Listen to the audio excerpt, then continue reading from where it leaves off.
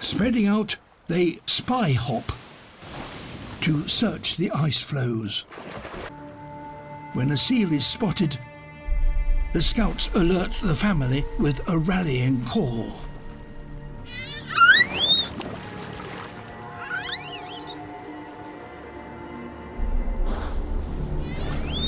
But if they are to catch a seal resting on such a large piece of ice, the hunters need to change their tactics.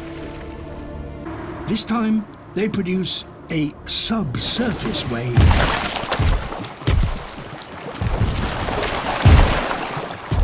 It breaks the ice into smaller pieces, but the seal still has a raft and appears to be protected from any oncoming wave.